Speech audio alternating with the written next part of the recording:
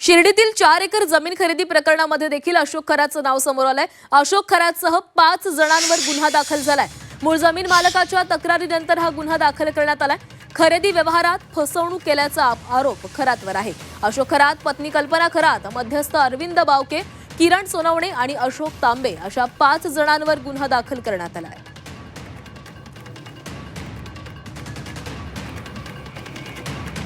5,52,000 रुपये घेतले होते। त्याच्यानंतर ते त्यांचे रिटर्न दिले आणि 3 कोटी रुपये त्यांना त्या 3 कोटीचे व्यवहारात त्यांना 18 लाख रुपये 3 महिन्याला द्यायचे असं ठरलं होतं। आणि त्यानंतर त्यांच्याशी आम्ही वारंवार कॉन्टॅक्ट केला।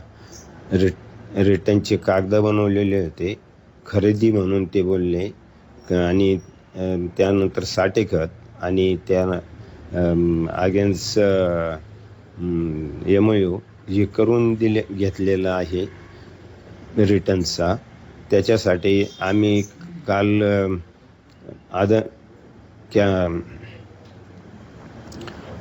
आम्ही पोलीस स्टेशनकडे गेलो असता त्याबद्दल आम्ही ती केस नोंदवलेली आहे।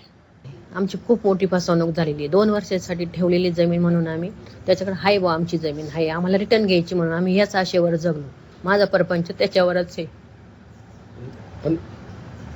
पण त्यानंतर आम्हाला असं टीव्हीत दिसायला मिळालं का त्यानं आमची जमीन त्याच्या नावावर करून घेतली। हे आम्हाला काहीच माहीत नव्हतं। जेव्हा आम्हाला आमचे भाऊबंद बोलले, आमचे पाहुणे रावळे बोलले, आम्ही मोबाईलवर बघितलं, टीव्हीत बघितलं, तेव्हा आम्हाला कळलं का आमची खरतने खूप मोठी फसवणूक केली।